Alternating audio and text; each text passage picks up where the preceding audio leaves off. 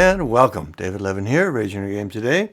This is Tuesday, so we're talking about the mental game of sports and competition. Fridays are for the rest of our lives. This week, I want to talk about one of the biggest myths in mental game training. And this is just so consistently frustrating for me because the myth keeps people from actually making progress, and it is everywhere. So I've been playing pickleball for about a year now. You may have heard me mention that before. Having a lot of fun. I'm at the stage where I'm focusing on practice and drills versus just playing. I'm trying to improve my game more intentionally, progress more quickly. I come across a guy named Steve Dawson. He's one of the top players and coaches in the world. Super impressive guy. He has a series of emails he sends out that I've been enjoying. They're very helpful, clear, concise, well done. Definitely knows what he's talking about. You can just feel that beyond even his credentials. So I'm definitely a fan. And now and then in the sequence, one of his emails is on the mental game, and that's clearly a super important topic to him. He actually says, and I love this, training someone up to like 80% of pro level is all about skills and technique. Above that is all mental game.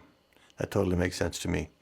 Also interesting to hear that the mental game issues pros have in this sport are the same issues we all have in all sports and at all levels. But here's the problem. Most of the tips, the suggestion, the insights offered are basically saying the same thing. It's all about mindset. We tend to have limiting thoughts. We have negative thoughts. We need to think more positive, helpful, empowering thoughts instead. And by the way, that's completely true. Negative thoughts do hurt our game. Positive thoughts make a huge difference. There's no doubt about that. The problem is those kinds of statements aren't helpful because they're what I call concept coaching versus skill coaching. They're telling you what to do without telling you how to do it. For example, the suggestion is you need to have a better mindset. Great. I would love to have a better mindset. How do I do that? How do I stop myself from thinking the negative thoughts when they come into my head? They never tell you that. But that's what you actually need to learn to do to get control of your mental game. Specifically, and again, I know you've heard me talk about this, there are 3 core mental game skills: cognitive control, emotional self-regulation, and impulse control. If you really want to boost your mental game, don't just think about having a better mindset. Instead, learn and practice and master those skills, and your mindset will follow. And by the way, of course, those are the skills we teach in our Raise Your Inner Game Sports Academy. So that's the big myth with mental game coaching. It's all about mindset. But that, again, that whole kind of claim and statement is concept coaching, and it doesn't work. You can't just tell players, here's what you should and shouldn't think and feel. You need to teach them the specific skills for how to get control of their thoughts and emotions. And the crazy thing is, no coach would ever use concept coaching for skill development. You would never hear a coach say, you need, better body position on your drive shots, and leave it at that. It would be ridiculous. They might start with that, but then they would break it down to the mechanics and show you exactly what to do. But even the best coaches in the world, when it comes to the mental game, they use concept coaching every day. And it's not because they're bad coaches. They just haven't learned to work with the mental game in the same way they do with the physical game. And by the way, the problem with this is not only that it's not effective, it can actually make things worse.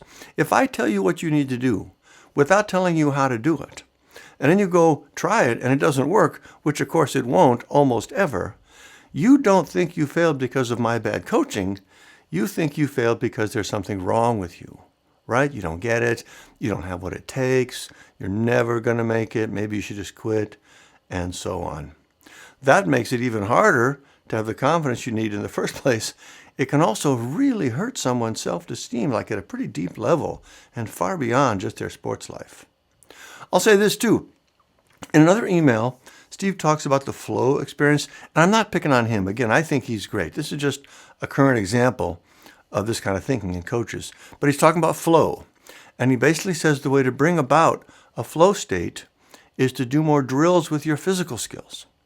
In other words, you can't work on your mental game directly. You do it indirectly through skill development. That's crazy. I mean, I know what he means, and he makes a reasonable point about flow itself. But my point is, when asked about a mental game issue, he doesn't have a mental training answer. It's like it doesn't even exist. All you can do is more work on the physical. That is simply not true, but that's the kind of mistake you can make when you're not focused on the mechanics of the mental game.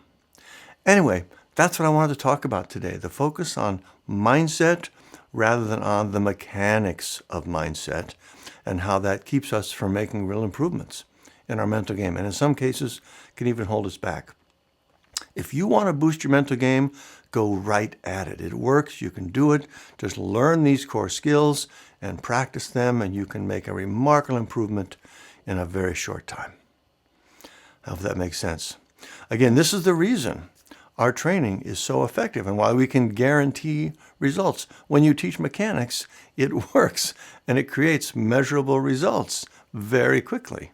Check out RageInYourGame.com for that. Same is true with our executive coaching. It's the same core training, the same approach, just without the sports focus. DavidLevin.com for that. Otherwise, that's it for this week. Let me know if you have any questions. Keep up the good work. I'll see you next time.